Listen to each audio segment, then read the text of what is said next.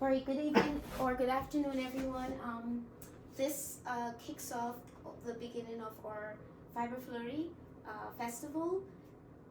New venue, some expansive additions to the event that we are very delighted about.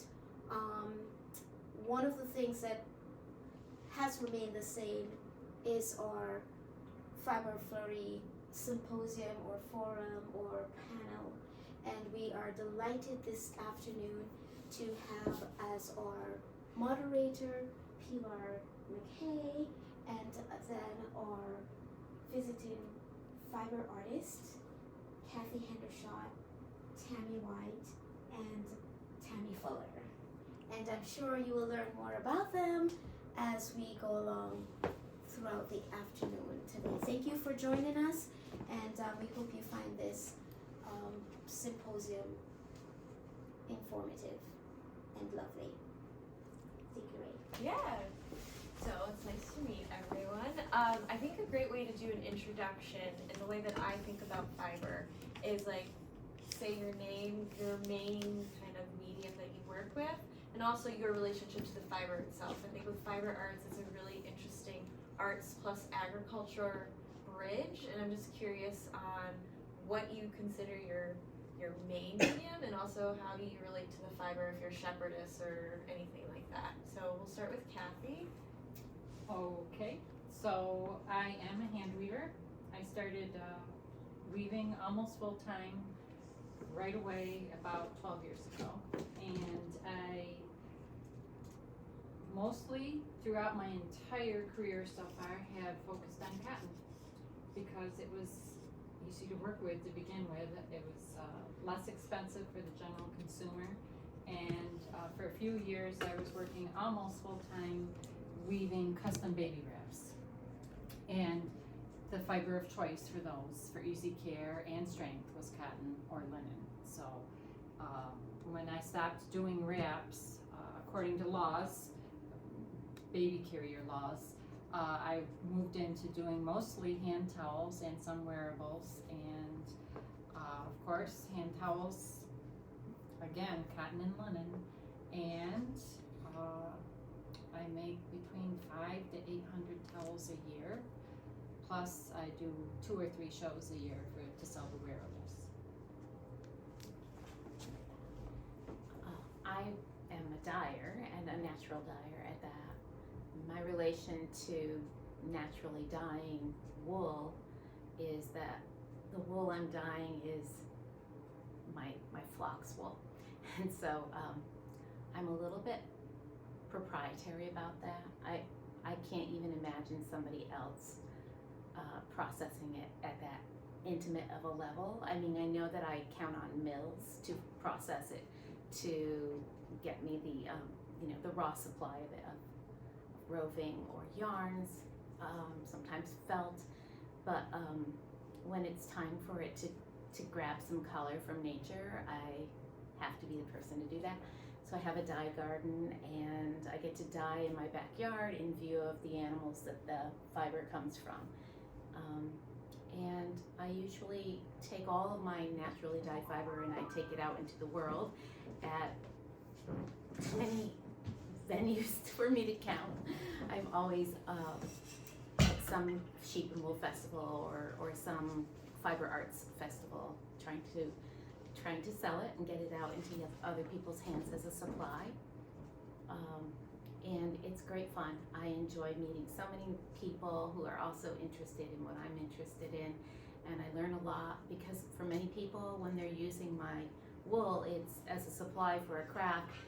They have other really full, rich lives that are separate from what their hobby or their craft is or their art, and so you really get to know so many stories. So the product that I bring to the market already has a very rich story in that, like, all of these animals have names on my farm, and so I already know what their stories are, and then I meet up with people who have their lives and their stories to share, and so for me it's like ongoing storytelling. That's Well, I do a lot of different things with fiber. I came from an agricultural background originally, and I don't really have that relationship so much anymore. So I started, I grew up on a sheep farm. I know how to do all the things. I don't particularly enjoy them the way that the rest of the people in that world do. I'm just not, it's not that I don't enjoy it, I'm just not very good at it necessarily. I'm not great with, taking care of animals and the things that have to go along with that. And over time, my practice has evolved, and I've had less and less of a relationship with the actual working component of sheep and relationship with animals and the wool, and into more of a student practice. So it's a really interesting place to exist in, because I have this really firmly rooted knowledge of that relationship, but it's something that I always feel just a little bit two steps isolated from. The last little while we've changed that, Tammy and Missy from Crown Hill, we've started to kind of create a little bit more of a footprint to bring that back in, but most of my relationship with fiber is from a fine art perspective, where I want to challenge it and see what it's capable of, that kind of separates it from that feeling of what people expect it to be. So. Yeah, that's really interesting. So all of you, if we think from like the Malcolm Gladwell 10,000 hours to become a master of anything, you all started somewhere, and thinking that the audience are not crafters, but artisans and people starting somewhere, what would you say is your number one advice to them to figure out what type of medium they should fall in love with? Because with fiber artists, and we all have in our craft rooms, I have a wheel, I have crochet hooks, I have lap rooms and all sorts of stuff. But if you had to say, focusing in one area, what really drew you to that area, and what are the clues that a fiber artist is getting close to the area that maybe they should explore with a little bit more depth, like falling in love with something? Yeah, for me it was my whole life was somehow tied in with string. I was 5 when I learned to crochet, and then when I was raising my kids, I was quilting and knitting. I was developing knitting patterns for knit picks, and weaving happened totally by accident in my very late 40s, and it was just a light bulb moment. Like, my whole life was leading me to that spot, and I still love everything else, but that was when I met the love of my life, really. I mean, it was a crazy thing, because it was for my kids to begin with. So just keep trying, keep delving into a little bit of, and you don't have to make it a life story to get into any one thing, but at some point you may find the one thing that really truly brings you joy for the rest of your life. Go ahead. Okay, that is an interesting question, and it's a tough one. So I'm a teacher. I teach fiber art. I teach 6 or 8 workshops a month. So, and I would say that it's important for someone who's just getting started, and started is such a strange word to use too, because it doesn't really, it's not really like stepping into something. It's more of like when you step on the edge of the sand dune at the beach, and then suddenly before you realize it, you're slipping, and then you're too far gone to extract yourself. I think that for me, I began as a felter and as a spinner, and you go through that process of trying to hone in on one aspect of the craft, and your goal is to perfect it, right? To execute it perfectly and precisely, so that you can say, I did this thing and I'm good at it.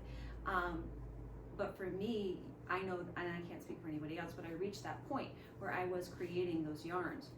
And I finally hit the proper, I had the Australian spinner with all the formulas and something or other. And, it doesn't matter. Okay. I had the special measurements, and I finally reached it, and then the air kind of just went out of me, and I realized that I wasn't really challenged by that anymore, and I wanted to then see what it was capable of if we didn't follow the rules. So I think everybody approaches, and I know that a lot of students come to me and they want to be taught how to perfectly execute something, or they want to almost like an entry into a larger thing, I would say it's a mistake. It's a mistake to hone in on one aspect of fiber and run it down until you feel like you've conquered it, because you find that when you can be a spinner and you think you know how to spin, and then for me, once I started art yarn spinning, then I went into weaving, because that's what really the best application for art yarn. And then I realized revisiting weaving underpinned a lot of knowledge that I need to be a good spinner, and being a knitter also provides more perspective. So fiber is a very multifaceted thing. So my advice to someone getting started is to explore every aspect of it you can. If you can find a class where you can spend 2 hours under the tutelage of someone who knows what they're doing, eat it up, and then keep going until something lights you up. And then run that down until you feel confident, and then see where it goes, because it will definitely, it's like a hydra. You'll reach the end of one path and then 4 more will come from there. It's like building a web. Yeah, I think that's a great perspective. It makes us all feel better that we have all this equipment anyway. Oh, yeah. So Oh, thank you. definitely. So it's all an investment anyway. Yeah, Absolutely. It's not a problem, it's an investment. Exactly. I'm still trying to wrap my head around that I'm a dyer, because oftentimes I think of myself as a farmer first, and I always will. But I stumbled into dyeing for practical reasons, because my wool, I had a white ram and he was throwing white lambs, meaning that there were more white wooled lambs in my flock of sheep than I had before. I had more colored wool lambs. So rather than sell white yarn, I thought about dyeing it, and then I had seen somebody's dyed yarn at a festival that had been dyed with marigolds, goldenrod, etc. And I thought, well, of course that's what I would dye with. I can't not dye with things that are growing around me. And so I just sort of stumbled into it for practical reasons. But the more I got into it and acquired hours, and I was trying to think about if I have, I can't even imagine. I'm sure I have more than 10,000 hours, but I never thought of that, qualifying me as something, because we all work at something, for our lives and accumulate hours. But the beautiful thing is that what I'm working at is I'm also passionate about and would do as a hobby. And so for fun, I will dye other textile, like cellulose or protein fibers that are not wool. And so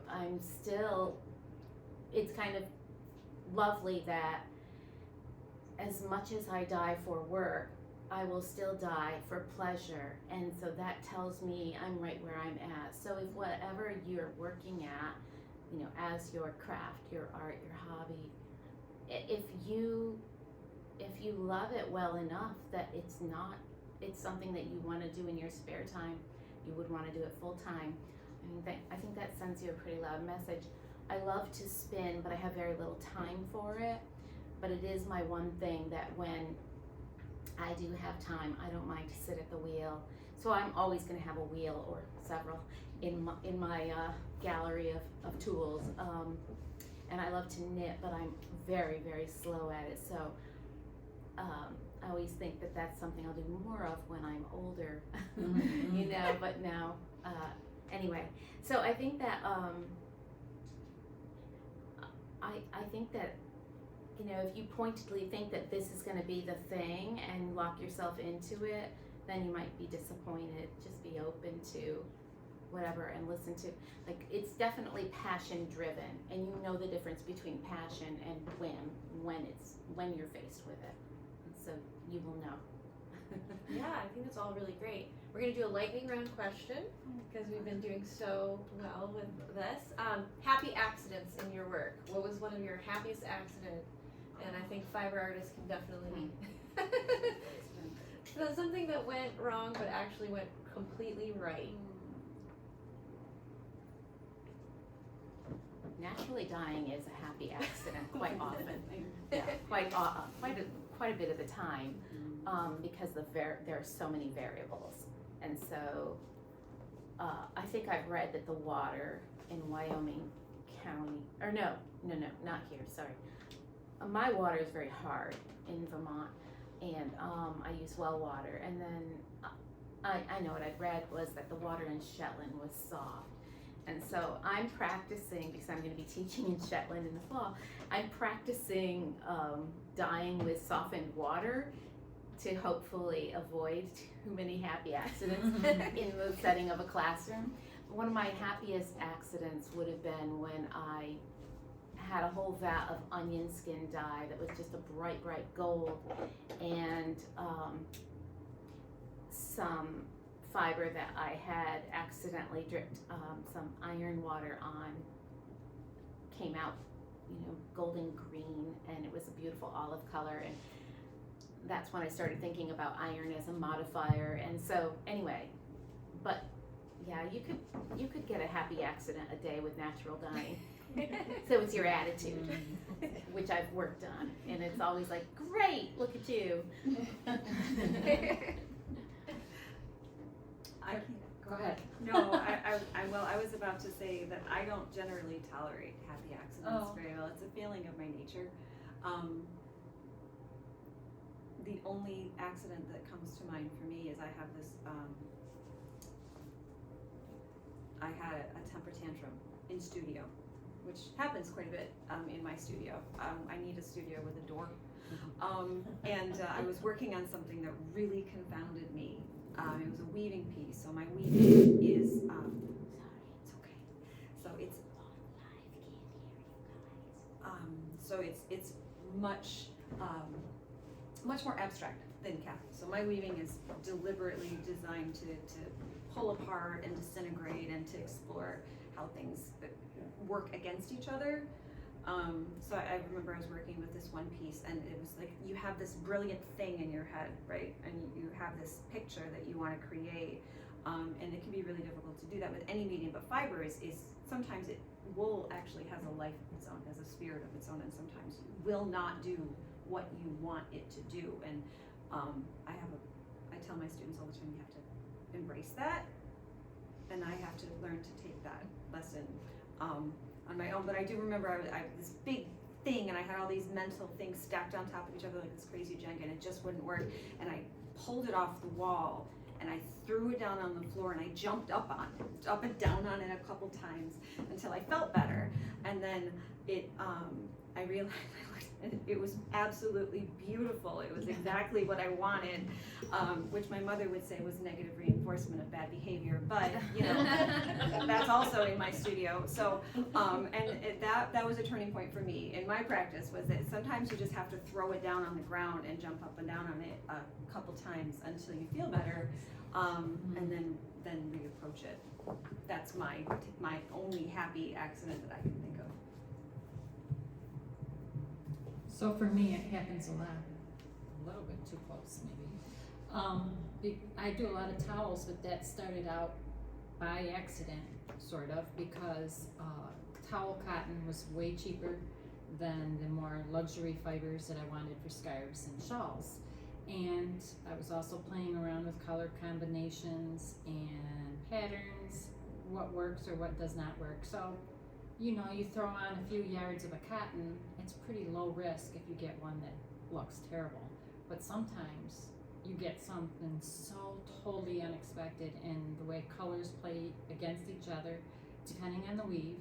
I mean, to me, this is just so much fun. I can hardly stand it sometimes, because it's unexpected. And then when you find that perfect thing that you did not expect, then you can transfer that over, that whole idea or that color choice, into the more expensive fibers. For me, it was a lot about cost as to what I'm willing to risk. As far as I don't do the super artsy weaving. I view myself as more of a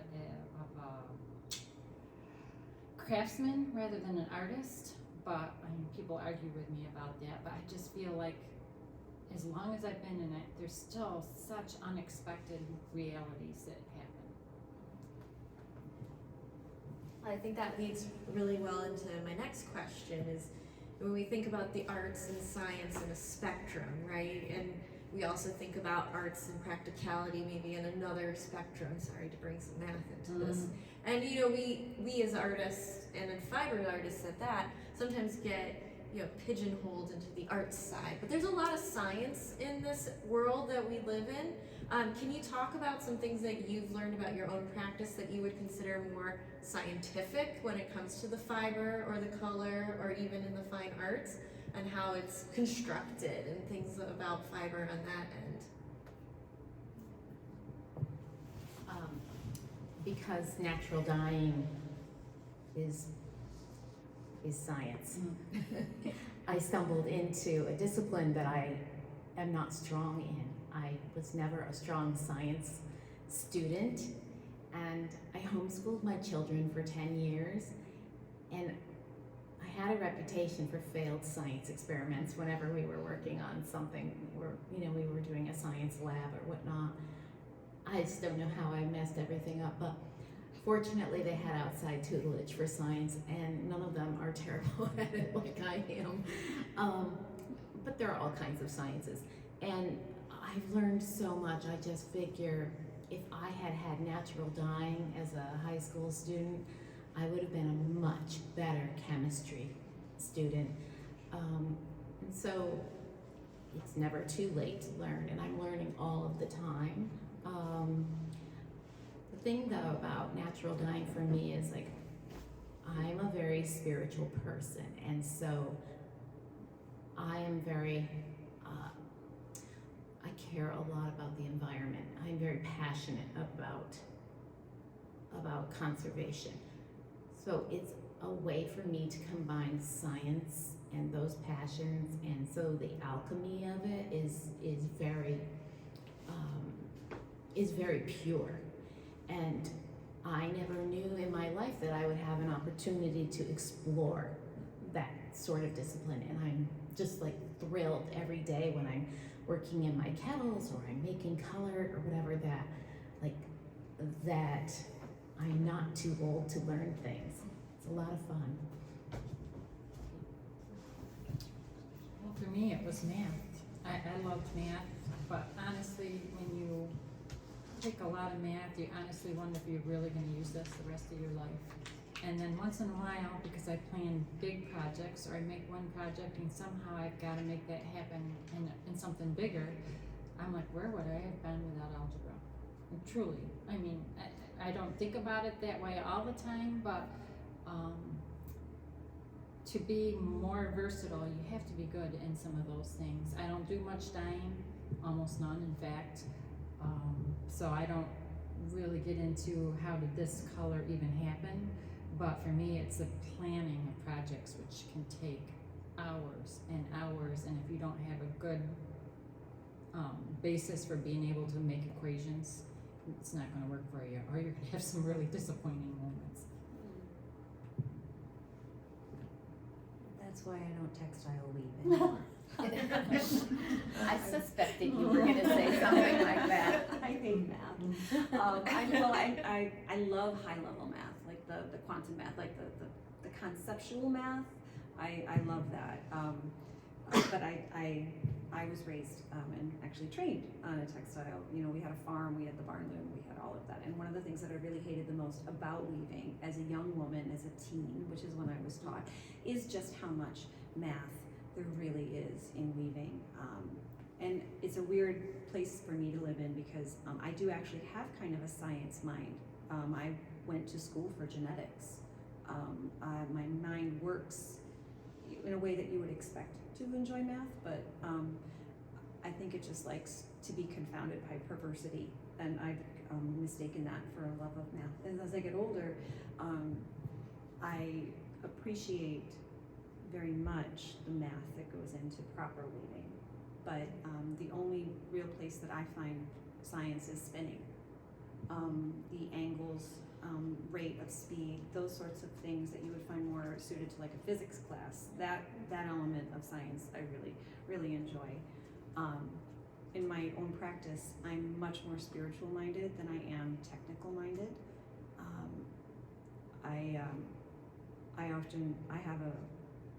I think that one man's magic is another man's science explained, or science is one man's magic explained. So I think that in that respect, I think that the two are more closely entwined than we maybe want to admit or are prepared to admit. So I like to explore that, where the science mind and the extensive experimentation. I'll run a double blind on a project I'm working on, where I'm saying, will this happen on an art piece? And then unfortunately I have a lot of failures, and then they all come back. So I guess that kind of also satisfies the happy accident question too.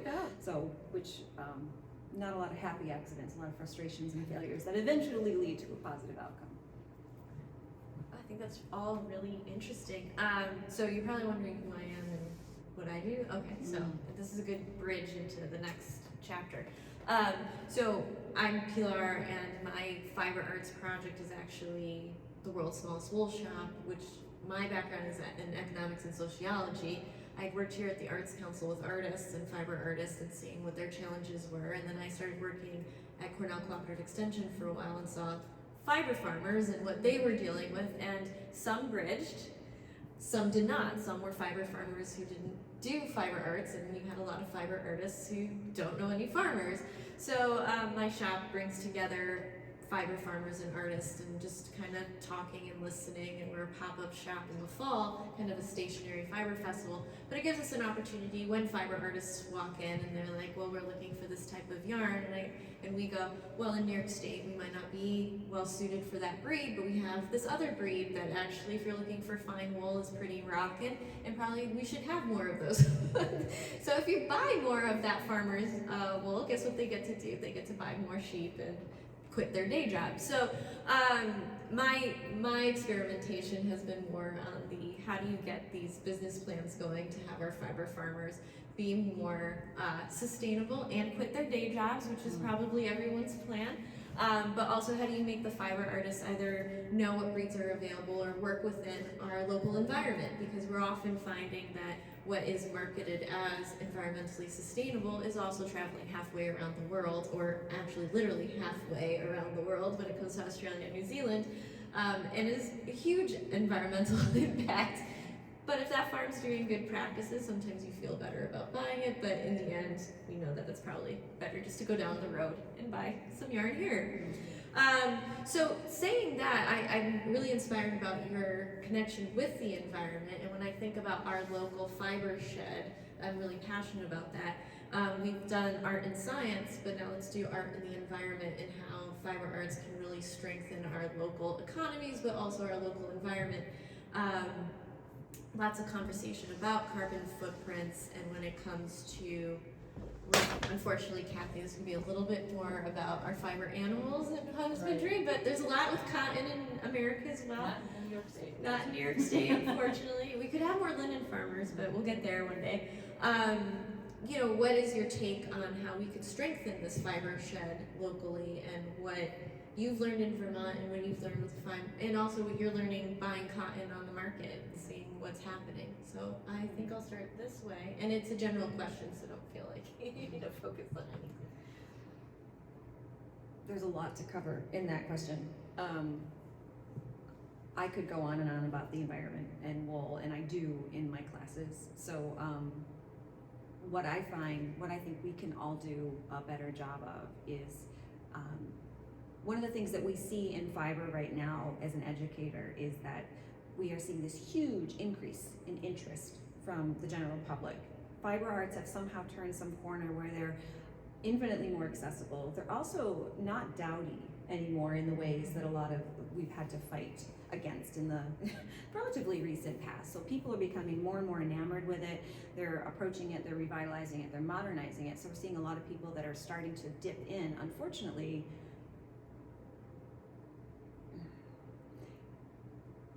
there's a disconnect that happens between the consumer, the end consumer, and places to purchase ethically and properly, sustainably produced supplies. So like, for instance, when I teach in Rochester, there's a huge base of people that are very interested in learning more, and inevitably at the end of the class, they'll be like, well, where can I buy wool? and someone will inevitably pipe up, well, you can buy wool on Amazon. And that's the go-to. But I will inevitably answer, well, there's 3 major fiber festivals that happen right here within a 2-hour drive. You know, we have Rhinebeck, we have East Aurora, we have, you know, Fiber Flurry here, and we have, well, we have Finger Lakes, but, so I think that wool is this wonderful, wonderful medium. I mean, you can't, you talk about fiber and cotton. I mean, cotton is great. There's still that environmental landscape problem. You've got the water resources. You've got the environmental backlash with genetically modified seed and fertilizer and all of that sort of issue. But wool literally comes from the ground. It comes through the animal. It comes off the animal. You do what you need to do with it. And then when you're done with it, it composts. It is like this beautiful, wonderful symphony of sustainability. And so I think that to strengthen our fiber shed, we need more people out there, like if there were some sort of common linkable resource where educators like myself could say, oh, well, you know, I can't, you know, there's not a fiber festival for another 3 months, but you can go to this website and you can find links to, you know, Doreen Scheich, who has a farm, and she can sell you this and that. That would be a really wonderful thing, and I think that that's happening in other parts of the country. So hopefully we can start doing something like that here. And I'd love to hear what you're doing on that. Yeah, and if you have a chance to check out Local Fiber, which is an organization in the Finger Lakes, they have the start of that website. That's wonderful. Yeah, and it goes kind of as far as here, but yeah, just activating things like that. And what I would also suggest is your local extension. Every county has one, and Vermont's probably pretty close. And your extension people know exactly where the farms are and can lead you there. So yeah, I think that's a great point. And also to promote the Shepherd's Market in Rush is also is it the Hand Weavers Guild? Hand Spinners Guild in Rochester puts that on in May, and that's very fiber. Isn't that the 11th? Well, you know, you're Either it's next weekend, it's either It's next coming weekend up. or it's the weekend after. Is it next Yeah, weekend? It's the 11th. Big Saturday, the 11th. Yes. And then there's Central New York. in Central New York. Yeah, early in June. I have a lot of thoughts about this, a lot of thoughts. First of all, fiber shed is a pretty commonly understood term now, whereas maybe even 8 years ago, it was brand new to everybody. So that's thanks to Rebecca Burgess in California. And now there are fiber shed affiliates all over the world, not just all over the United States. So if you just plug in fiber shed in a Google search, even if you have, you know, the smallest amount of local knowledge about where could I buy local wool, it's going to pull up a list of links that you could then further and further investigate to find where you could come across local wool. But so I just want to say Fiber Shed has done a lot for this movement. And secondly, I can't say enough about how we have to keep standing on our soapboxes and talking about sustainable fibers because everybody hasn't heard it yet, even though we who are steeped in this industry think it should be common knowledge that wool is sustainable, you know, that plant-based fibers can be sustainable, and anything can be sustainable, like of a natural fiber. But they haven't all heard it. And here's an example, which is a little disheartening. There's a well-known college in my backyard, and they have fiber arts classes for their students, and I love that. And they tie in environmental pieces like forestry and knitting and also I think that there's poetry and crochet and things like that, and I love that for these college students. But the students don't necessarily have the income to shop small or buy local, and so they're going to Walmart and they're getting acrylic yarn and they're doing like fast fashion only with knitting and crochet or weaving or whatnot. And it feels to me like the educator, like we have endowments. This school is well reputed for huge endowments, and yet they would, you know, like misappropriate funds, if you ask me, because I think all of the students need to have real fiber, real wool in their hands, on their needles. And so if you're going to tout your establishment or your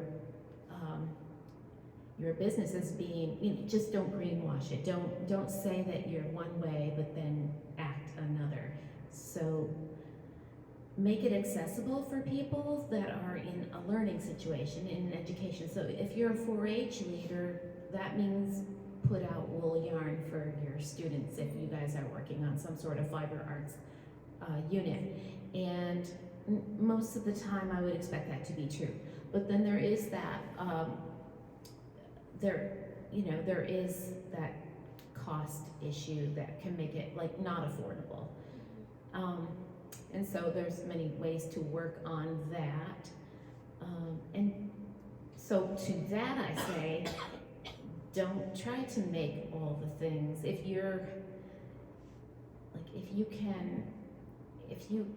I had to choose between butter and margarine, I would choose butter, even if it meant 1 stick versus 4. It's just a way we have to change our way of thinking and practice that and say, no, more is not necessarily better. So 1 skein of this farm's good wool from these humanely raised animals, you know, which provides local jobs, is worth 10 of the less sustainable product. If you change your way of thinking about it. So we have to work on that. And I'm way off. I think I'm way off the topic now. But I think I told you I had a lot of thoughts about this.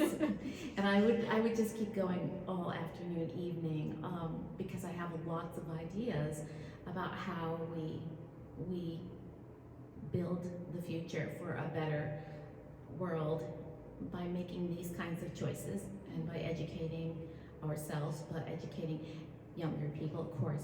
Many of the younger people are already aware of what's happening with our environment, so it feels like we need to work with the older folks, with those in a position of power and business. And that's challenging and can be very frustrating. But the young people want it. And that's what gives me hope. And that's why I would endeavor to do what I do. So many people, I've had so many naysayers, like, can't believe my business model and want to laugh me out of a room when I tell them what I do for a living. I'm like, no, really, this is what I do. And this is how I pay my bills. And I do it every single day, every year. And I love it. It's not easy. But if, like, my business gives jobs to my local feed store, my local transport, you know, shipping and packaging people, my local mills, which fortunately for me, I'm in an area that has quite a few mills within like 40 minutes to 3 hours. And so I know all these people that work with my fiber, and I know their names, and I know what's up in their lives. And so it's a very meaningful product in the end. And I could only wish for that kind of thing to be in all of what we consume. And it can, but we can start small. So of course I'm going to have a totally different take on this about how fiber arts can affect the environment. For me, the biggest thing is that we live in a throwaway society, and a lot of us are raising families or possibly even grandchildren, but when you make something yourself, you're less likely to throw it away, and you learn to repurpose things too. I recently took down some hand-woven valances. I was redecorating, and my daughter said, you know, if you serge those, they'd make great washcloths. And they did. They didn't go into the garbage. Plus, I made them, so I was looking for a way to keep them. It's a mindset that we can change. If you make it yourself, if you knit a cardigan, you're not likely to just put that in the bin to Goodwill and go out and buy a new one at Walmart. It's not going to happen. So it's a change of mindset that has to happen between generations, and it's also something that connects us to the former generations, to think that we're doing something that people used to know how to do as a matter of course, as a matter of survival, and that we do it now for the beauty. So it's a great philosophy to have. Yeah, I think there's a great point. If we think about the 3 R's, there's a lot going on with that, right? And I think a common theme here is also this idea of like, how do we communicate the fiber arts, right? Because there is this feeling that somebody gets into the fiber arts and it's just for fun and it's something I do on the side. But what was really important to me when I was working in the arts and in the agriculture is like, this is actually a big deal.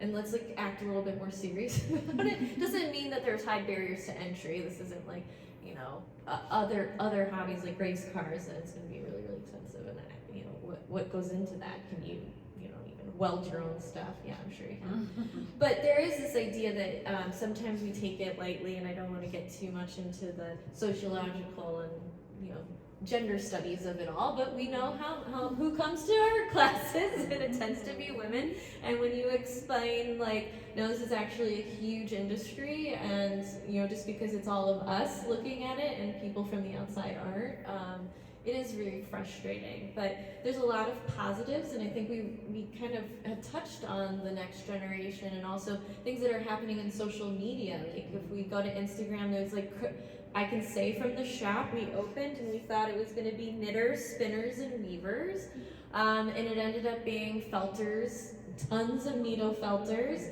and also crochet.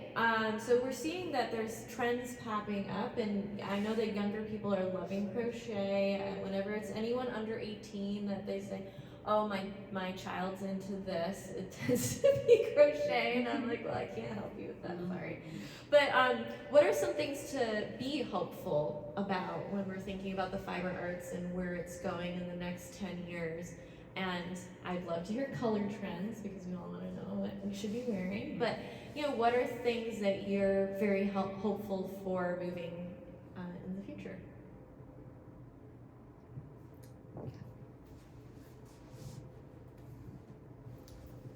I'm probably like Tammy here, that she raised a family, and so I did too. They grew up, they were into everything. One's a die-hard dyer and spinner now, another is a knitter. She can weave, but she doesn't like it much. But I love the fact that when I was growing up and I was into crocheting and sewing and everything else, I basically was a closet knitter. You know, that was not something that was cool. The same thing like repurposed clothing wasn't cool then. So if you lived out of grab bags, that was you never let on. So that the whole mindset now, that the whole reuse and recycle and upcycle and repurpose, that mindset is coming with the younger crowd, because they have seen not only can it be less expensive depending on, but to do it yourself and to keep it and to love it, to make it timeless, not to do stuff just because it's trendy. I'm seeing that with my own kids as they move into their late 20s and 30s, and I'm hoping that's happening everywhere. Because we went to New York City when the girls were teens, and there was knitting cafes where you were getting all the trendy coffees, and everyone was sitting around knitting. They were all under 30. And to me, that was one of the coolest things. They're like, oh, really? Or we had a girl in Warsaw that set up a yarn shop, and she was young and hip. Did a great thing for the knitting community in the area. So I'm glad it's different than it was 40-some years ago. I have thoughts. Go ahead. I would say the same. I would echo Kathy. One of the other things that I think is really powerful that I see is that reduce, reuse, and that I don't know which one of you had said something about fast fashion with fiber. Was it you, Tammy? And that's that same thing. So that sense of acrylic, you see more and more of a shift towards people seeking out, intentionally seeking out sustainable fibers. They're deliberately eschewing acrylics. They're going towards the linens. They're going towards wool, and then the mindful stitch movement.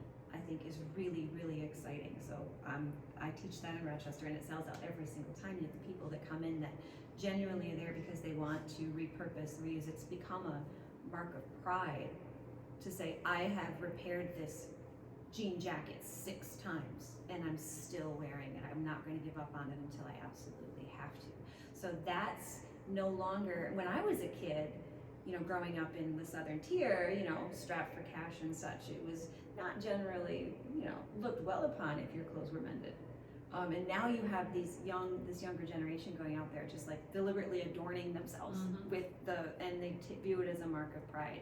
And it's that and all of the things we're seeing in consumer shifts, I think gives me a lot of hope.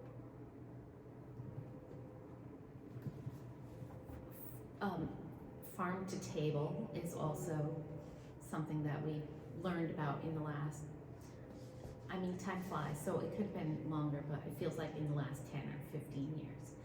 But I feel like that's when farm to table started trending. And so everybody understands what that is. And farm to needle is something that we're trying to become, like, make as commonplace as farm to table. So farming is, and small farming, like agriculture, is looked upon more favorably in my mind than when I was younger. When I was in my 20s and going to school, even though I always loved to garden and I loved animals, I never thought about a career in agriculture because at the time I was encouraged to study computer science and business, which is what I did, and because agriculture wasn't cool for starters, and it wasn't something that in my region was popular or common. Now I host groups of, as an educator, I host groups of like tours for students pretty regularly. And so that's really encouraging and hopeful. And they come to my farm, which is a fiber farm, and it might be the first time that they're learning about fiber farming, or they might have heard something about it in the past, but to show them a working model is really helpful, even though, you know, I think 10 years ago, I would not have thought about kids taking a field trip to a fiber farm. So I feel very positive that all of these students that I'm meeting are so delighted to visit the farm. They're delighted to see the animals, obviously, and learn about fiber. They're also delighted to think about it as a livelihood. I love when they all talk about what they want to do when they grow up, and the ones that say, I want to have sheep, you know, make me really, really happy and proud. And then I always suggest that, you know, they find somewhere where they could, you know, work part-time or intern or whatnot. And so to have a group of students come to the farm and then go away with, this is viable and this is something that I want to do and I could do, I think is a step in the right direction. And something that, you know, in my years on Earth, it's rapidly a lot of them. I was young once, but what's been really encouraging about fiber arts is, and something that we talk about in the shop is, like, oftentimes when we're referencing things like spinning or weaving, you have to go to these historical times. Like, well, if you go to the fair, it's in the history section, or if you go to the Living History Museum, that's where you're going to see people spinning and stuff. And really reframing it that it's actually modern. I mean, my wheel that I got looks like it's at a IKEA and it looks really hip. Now, that doesn't make me a very good spinner, but it does look hip. And the fact that we're actually modernizing the practices, so I don't have to say, well, if you go to the Genesee Country Museum, you're gonna see it, because then that places it in the past, and then it's we're living in the past. No. This is the now. This is something that we can do now, and this is something we can do. Make modern designs that you are creating. It's not like, you know, everything has to be historical and look like Buckingham Palace from, you know, 1700s. It doesn't have to be like that. Although if we had more tapestry weavers doing cool stuff, when we go to the museum, it's like, wow, you did that whole painting, but it's fiber. That's really cool. But anyways, I think we're wrapping it up. So I'm just trying to think. We talked about the future. We talked about some of your personal past. Let's do a lightning round. Going into Fiber Flurry, what you're excited about in 2024 for your own practice, what you're working on. I know that you've talked about a lot of things that you're working on. Just anything from I'm working on apologizing less for my happy accidents, or I'm working on the color pink because pink's always been a challenge for me. Whatever you feel like you're working on in the next year that you're excited about. I'll start so you can think about it, because I know it's big, unless you're writing your resolutions every year about fiber. I'm going to start working on my stash because I have too much stuff, and eventually I should just recycle, reuse it, and give it to my local 4-H. That's a really great way to get people to use their natural fibers if you're a fiber collector, not a fiber artist like some of us. Maybe give it to your local 4-H so they can use it in their clubs so they don't have to buy it at market rate. But I'm going to be working on my stash, hopefully, getting some cardigans knitted up. So who wants to start with what they're working on? Yeah, it's pink, right? No, it's not pink. Pink is beautiful. I love pink, but I think this will be a big year for me for indigo. And I always do a lot with indigo, and I grow it and I dye with it. But I've indigo dyed almost every single day ever since, I don't know, the real ice broke in February and March this spring. So once I could really get back at my vat, I've been dyeing almost every day, right up until the point I left, to come here. And I harvest it, and I make my own indigo vats from my harvest, and I'm looking forward to being so intimate with my indigo that I never have any regrets, because there are some years when I do a lot of dyeing with a lot of different natural materials, and I save the indigo for fun, for play, because it seems so luxe to me, and because there's quite a bit of work to get into the indigo. And I have this new attitude in 2024 where I'm not gonna wait until I retire to do the things I keep saying that I'm going to wait until I retire or whatever, because I don't think I'm going to retire.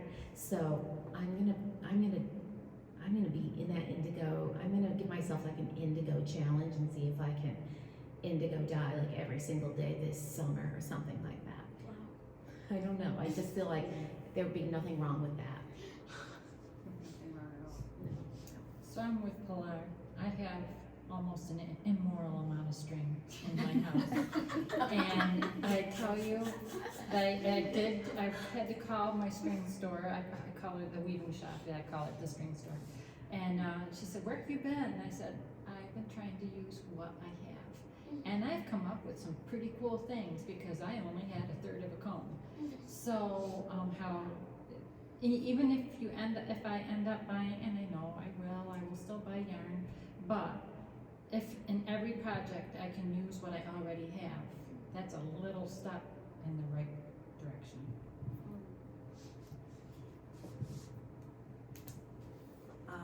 I think 2024 is also going to be a big year for me too. Most of the last year for me has been about growth, like professional growth. There has been not nearly as much art making and process and practice.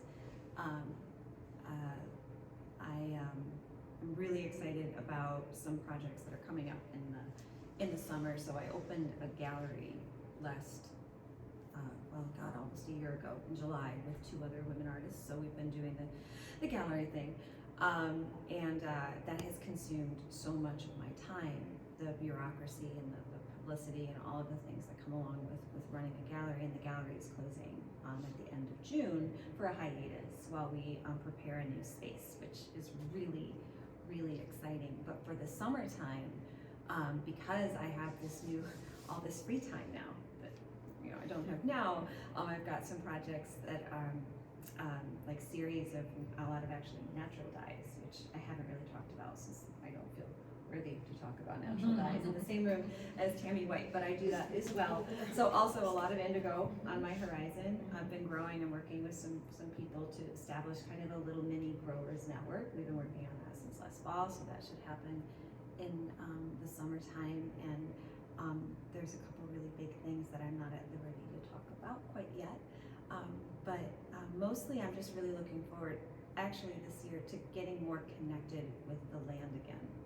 There's been so much work in the studio and in the gallery, and like this event, like putting together this event has been all admin. But growing things and hanging with sheep and getting dirty again and finding my muck boots because I don't know where they are. I have some, but I don't know where they live. So that's really exciting to me. So this event is kind of the kickoff to that feeling.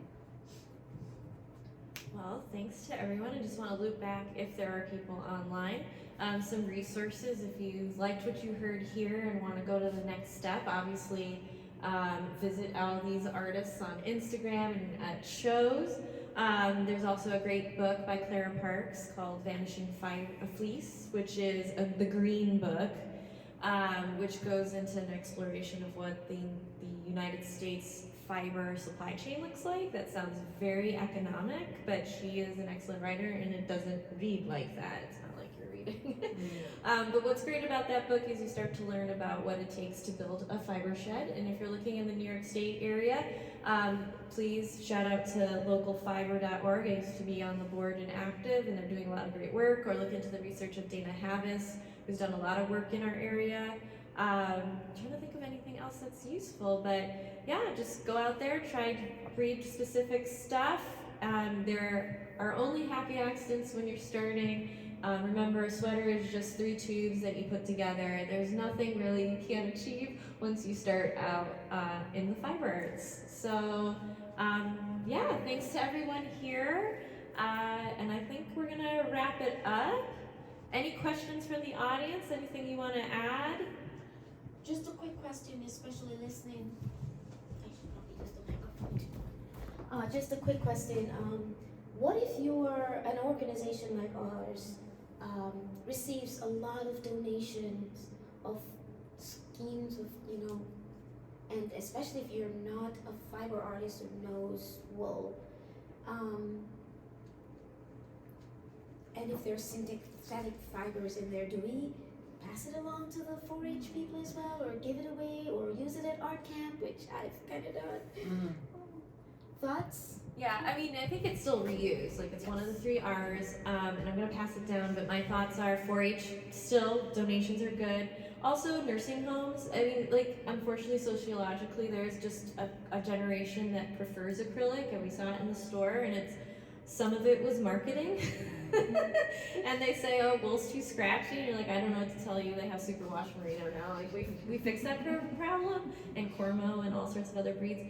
But I think there are places to donate. We, as fiber artists, I'm sure, have received many things. I have more needles than I can say, because people just said, I tried to knit, and now here you go, and I go, oh, great. But my first thought is your local 4-H for the reuse aspect, and nursing homes, because they're also knitting. So I'll pass this if you have better ideas. I don't know that I have any better ideas because those are probably the top 2. And sometimes you have local art teachers at local schools because schools, art school funding is not good in general. So, and I think the biggest concern with the synthetic and acrylic isn't necessarily, oh, what do I do with them? I shouldn't be using them. I think it's fine to use them. I think what we want to do is we don't want to be complicit in generating more. Like, we use what we have, but we shouldn't be contributing to new consumer products made with acrylic and synthetic. Those things are out there in the wild and they have to be used. But if it helps, some kids prefer the acrylic because it's stretchier, it's bouncier, and then you can throw it in the washing machine. So I think as long as you're not purchasing it, by all means find a local art school teacher, an elementary school teacher, because kids love string. Right. Use it for art camp, I guess. Yeah, use it for art camp. Make something. At least, someone walked into my studio a couple months ago and they walked around, they said, but this isn't archival. Well, it's wool, it's not meant to be archival, but acrylic is plastic, so technically speaking, we could make archival work. Your stash, your grandma's stash. Let's do it. So, of course, as a weaver, I know of the two big weaving guilds, Buffalo and Rochester, but there's spinners guilds, there's knitters guilds, and a lot of times they have classes for beginners. And of course, I've taught a lot of people how to knit, not really know how to weave, but acrylic has its place. It's a pretty low risk thing if it gets messed up. It's easy to work with for beginners. So if you have yarn that you're never going to use of any kind, I would reach out to some of these guilds that are looking for free stuff to offer to their beginners. I don't have anything else.